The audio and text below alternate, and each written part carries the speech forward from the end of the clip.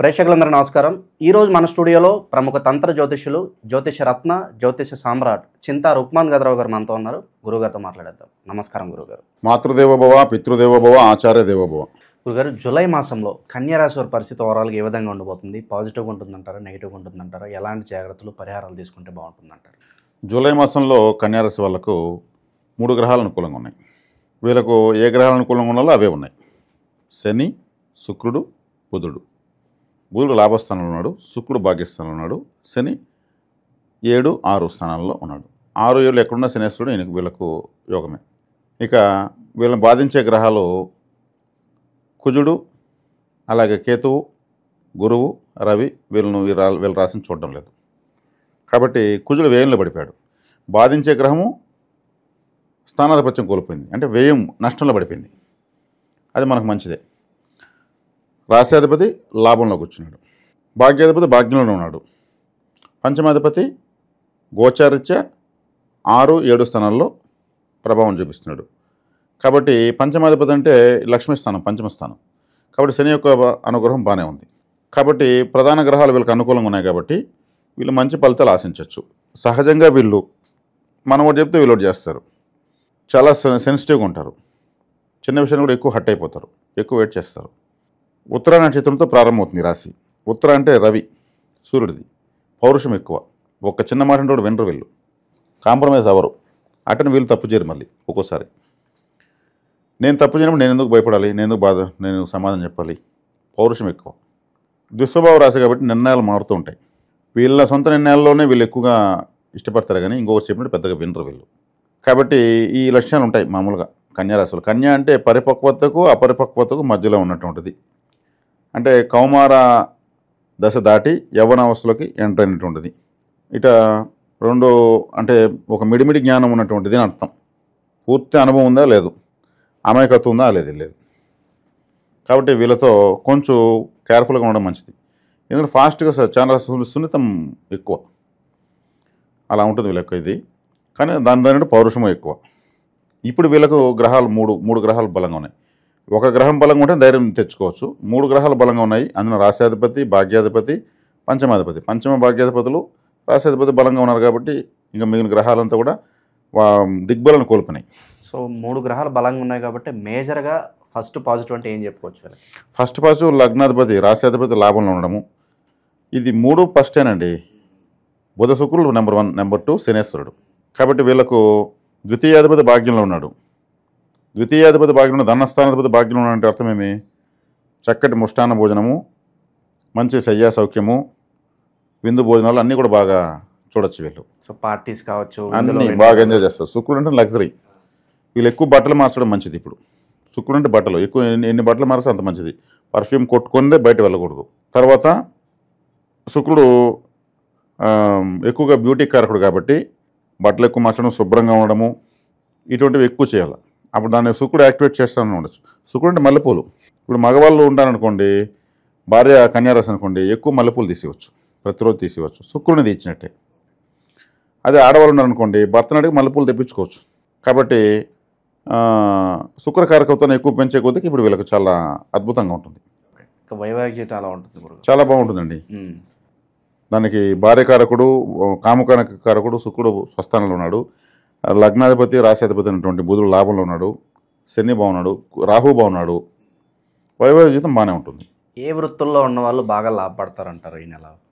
ఏ వృత్తుల వాళ్ళు అంటే వీళ్ళు ఈ కన్యారాశి వాళ్ళు మల్టిఫుల్. అంటే కన్యారాశి వాళ్ళంతా ఈ పని చేస్తారని గ్యారెంటీ ఏం లేదు. వాళ్ళు రకరకాల వ్యాపారాలు ఉంటారు. దానికి రాశ్యాధిపతే బుధుడు వ్యాపార గ్రహం. వ్యాపార గ్రహం అంటే వైశ్య గ్రహం. బుధుడు లాభంలో ఉన్నాడు. కాబట్టి ఏమంటే ఇప్పుడు వీళ్ళు ఏం చేసినా లాభాలు ఉంటాయి. అంటే ఆడిటర్సు కన్యారాశిలో ఉంటారని చెప్పొచ్చు. బుధుడు అంటే ఆడిటర్, డాక్యుమెంట్. ప్రపంచంలో మనం చూసిన ప్రతి అక్షరం బుధుడే. అది భాషలు కావచ్చు, లా కావచ్చు, జ్యోతిష్యం కావచ్చు, ఏదైనా కావచ్చు. ఇంటెలిజెన్స్, బుద్ధి సూక్ష్మత బుధుడే.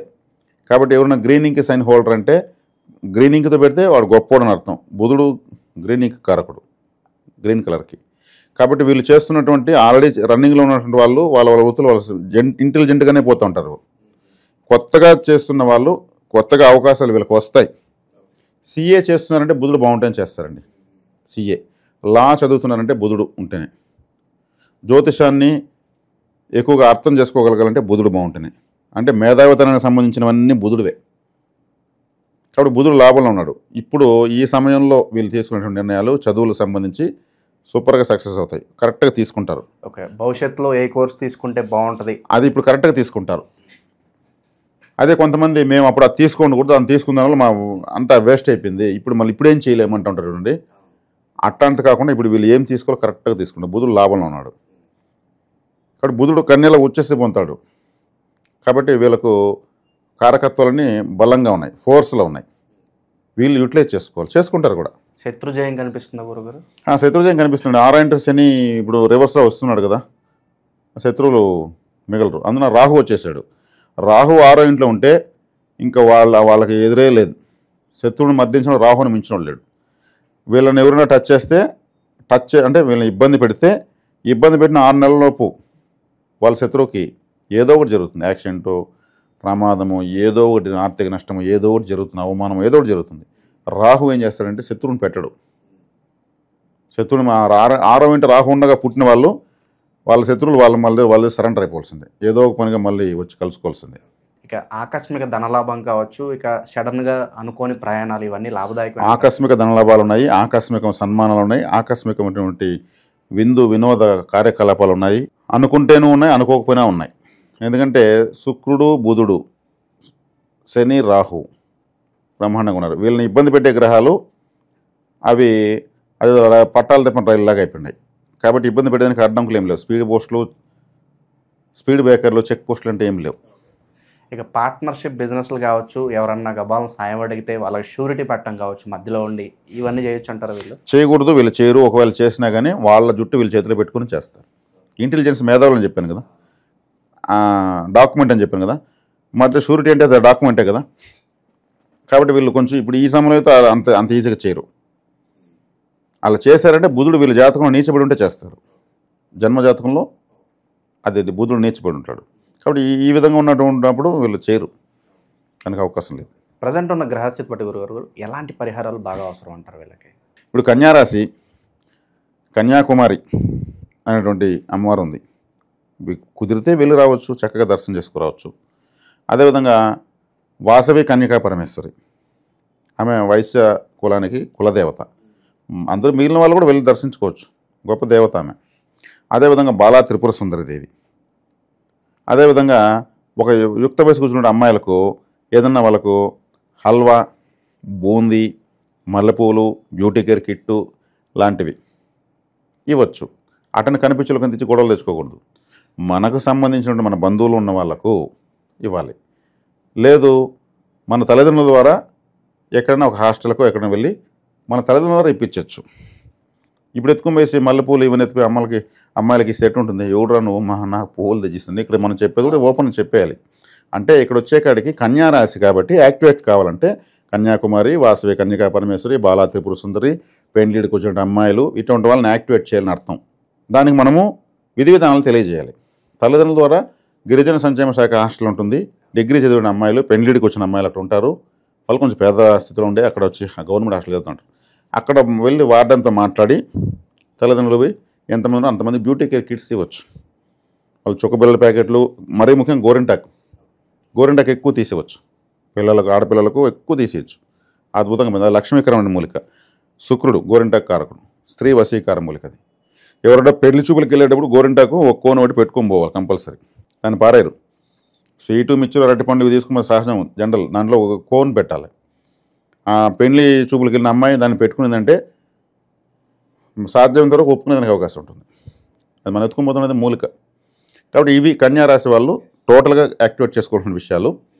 కన్యారాశిలో ఉత్తర నక్షత్రము, అదేవిధంగా హస్త నక్షత్రము, చిత్తా నక్షత్రం 3 ఉంటాయి. ఉత్తర 3 పాదాలు ఉంటుంది, హస్త 4 పాదాలు ఉంటుంది, 7 చిత్త 2 పాదాలు ఉంటుంది. ఈ ఉత్తర నక్షత్రం వాళ్ళు ఎవరిని బలపరుచుకోవాలి? హస్త నక్షత్రం బలపరుచుకోవాలి. హస్త అంటే ఎవరు? చెయ్యి. హస్త అంటే నేనేం చెప్పాను, ఆడిటర్స్ అంతా ఈ రాశిలో ఉంటాను.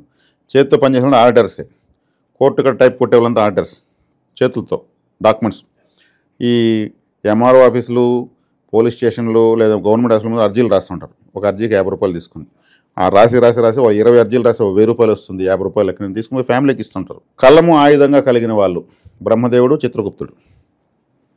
బ్రహ్మదేవుడు తలరాత రాస్తాడు, చిత్రగుప్తుడు పాపపుణ్యాలను సవరిస్తాడు. చిత్రగుప్తుడు ఆలయం ఎక్కడుంది? కంచిలో ఉంది చిత్రగుప్తుడు ఆలయం, చాలా ప్రాచీన ఆలయం.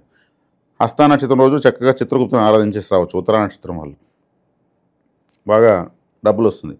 అంటే డబ్బులు వస్తుందంటే మనం గుమ్ముంటే గాల్లో వచ్చి రాదు, మనం చేసే ప్రయత్నాలు సక్సెస్ అవుతాయి, ఆర్థిక ప్రయత్నాలు సక్సెస్ అవుతాయి. అదే హస్త నక్షత్రం వాళ్ళు ఏం చేయాలి? చిత్తా నక్షత్రం బలపరచుకోవాలి. చిత్తా నక్షత్రంలో ఎవరు పుట్టారు? కంచి కామాక్షి అమ్మవారు, చిత్రగుప్తుడు, విశ్వకర్మ. కాబట్టి కంచి కామాక్షి అమ్మవారిని చిత్తా నక్షత్రం రోజు పోసి అమ్మవారు చూస్తుండగా కుంకుమ బొట్టు పెట్టుకొని రావాలి. అడిస్తారు, దూరంగా వచ్చి పెట్టుకుంటూ ఉంటారు అందరూ. అమ్మవారు చక్కగా కూర్చోంటుంది, ఆశీర్వదిస్తూ ఉంటుంది. ఇచ్చిన వెంటనే తీసి అమ్మవారు పెట్టుకొని మళ్ళీ రావాలి. వాళ్ళు లాగుతారు, అయ్యే ఉండవయ్యా బాబు మేము పోతాం, మేమేమి భోజనాన్ని కూర్చోని చెప్పేసి చక్కగా మంచిగా చెప్పేసి రావాలి. కంచి కామాక్షి అమ్మని ఎంత ఆరాధిస్తే వాళ్ళకి అంత సంపత్కరంగా ఉంటుంది. హస్త నక్షత్రం. చిత్తా నక్షత్రంలో ఎవరిని బలపరచాలి? స్వాతి నక్షత్రం తర్వాత నక్షత్రం. స్వాతి అంటే మనకు తేనె, కాఫీ గింజలు, నరసింహస్వామి అందులో పుట్టాడు, వీటిని ఎక్కువగా తీసుకోవడము, ఎక్కువగా ఇష్టపానీయాలుగా తేనెను, హనీ, లెమను, కాఫీ ఎక్కువగా తీసుకోవచ్చు. చేసుకుంటే వీళ్ళకి సంపత్కరంగా ఉంటుంది. ఓవరాల్గా తీసుకుంటే కన్యకా పరమేశ్వరి, కన్యాకుమారి, పెండిడికి వచ్చిన అమ్మాయిలు, మానవ కారకత్వం జీవకారకత్వంగా పెండిడికి వచ్చిన అమ్మాయిలు, దేవతా కారకత్వం కన్యాకుమారి, వాసవి కన్యకా పరమేశ్వరి. అట్లే ఆడిటర్స్ అనే వాళ్ళతో ఫ్రెండ్షిప్ చేయొచ్చు. చిత్రగుప్తుడు ఫోటో పెట్టుకోవచ్చు, మంచిది. మీకు గూగుల్లో కొడితే ఏ దేవత ఫోటోని ఇమేజ్ వస్తుంది, వాల్పేపర్ పెట్టుకోవచ్చు. పెట్టి చూసుకుంటే ఆచరిస్తే తెలుస్తుంది. నేను వినేసి నాకు ఒక మంచి కామెంట్ పెడితే సరిపోదు. వీళ్ళు ఆచరించి రిజల్ట్స్ పొందారంటే బాగుందండి, ఇది పెట్టుకుని మొలుకొని మాకు రియల్గానే అన్నప్పుడు నిజంగా మన జ్యోతిష్యానికి సార్థకత ఉంటుందని ఆశిస్తాను. ఎస్, తప్పకుండా చాలా మంచి విశేషాలు చెప్పారు. ఓవరాల్గా ఈ రాశి వాళ్ళకి ఏ విధంగా ఉండబోతుంది, ఎలాంటి రెమెడీస్ చేసుకోవాలి, చాలా బాగా వివరించారు. ధన్యవాదాలు. ధన్యవాదాలు.